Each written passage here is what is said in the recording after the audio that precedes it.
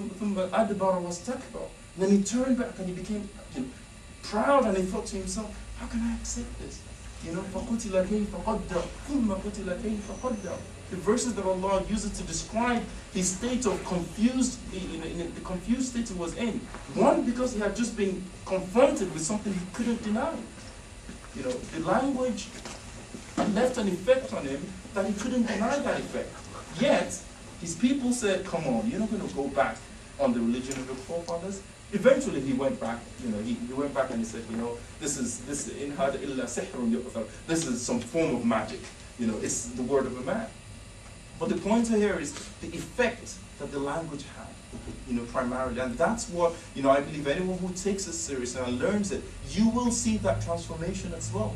I've been teaching this for 5 years, and I've seen, I can tell you from the bottom of my heart, I have seen people that 1 week you say to them, Anta himarun. That's what that means. You're a donkey. It means you're a donkey, right? And they'll smile because they'll think you're saying something nice in Arabic, right? But then in 15 weeks, they're translating verses of the Quran. They'll be translating قَالَ لَهُ صَاحِبُهُ وَهُوَ يُحَاوِرُهُ وَكَفَرْتَ, and so on and so forth. So I've seen that not just the transformation, but it totally makes them look at their religion in a totally different way.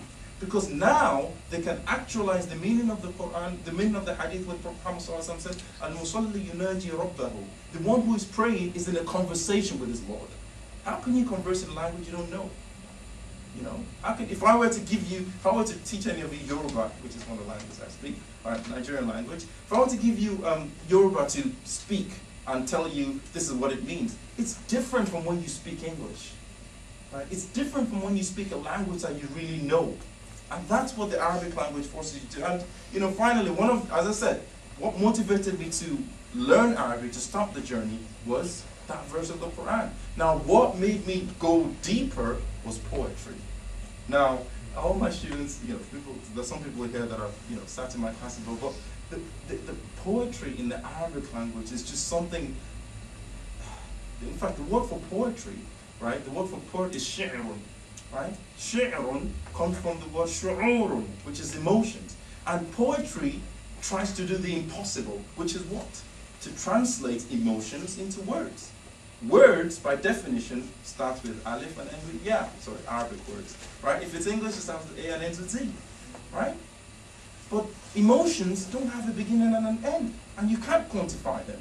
So the excellence of poetry is poetry that's able to bring you as close to the emotion as possible.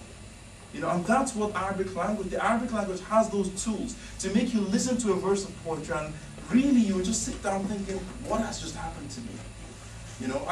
It's a shame this is a part I cannot share with you in this class, because if I were to start saying, some lines of poetry that are affecting me, you would think, you wouldn't understand it, but those who understand and have access to the language, it would take them to another level.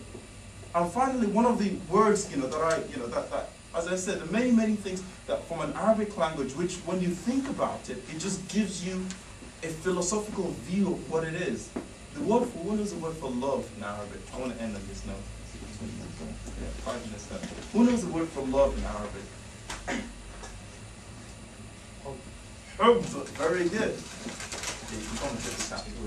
Okay. Oh yeah, so you're getting it right actually. The word for hubbun, the word for love in Arabic is hubbun. Now the root word for hubbun in Arabic is habbatun, which means seed. Now what's the link between love and seed? So this is love.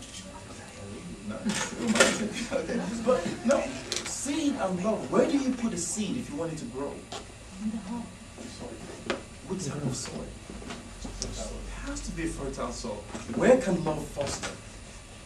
Do you think it could foster in a hard heart? No. It has to be a fertile heart. Right? If you put a seed in a fertile soil and you just left it there, would it grow? No. What do you need to do regularly? You need to water, same as love. If it strikes you first and you don't do anything about it, it will most likely disappear after a while. You need to water it. You need to foster it. And then eventually, what does it grow into? Can you contain love forever and keep it hidden? No. Same way as a seed, if you put a good seed in the floor and you water it regularly, eventually what would it do? It will grow into something beautiful. Now, all these similarities I'm only speaking from a literally linguistic analysis of the word love in Arabic language. You know? So, as I said, one of the things, that from my perspective, the experience I've had, and I class this as me just sharing some of the little experience that I've had in teaching and learning the Arabic language. I still very much consider myself a student of the Arabic language. And, finally, when you look at the Quran, and as I said, these people had reached the peak of their language, right? And then it came as a challenge to them. And then guess what the challenge put to them? It says, right, bring forth a verse, bring forth a chapter like it. The shortest chapter has 3 verses. They couldn't do that. So, okay, bring forth 10 verses like it. Nobody stepped up to the challenge. And that challenge is still alive till date. The challenge is still active till today. And then he says, bring forth 1 verse like it. Right? Because you can't, it's impossible. Right? And that's what the Arabic language is.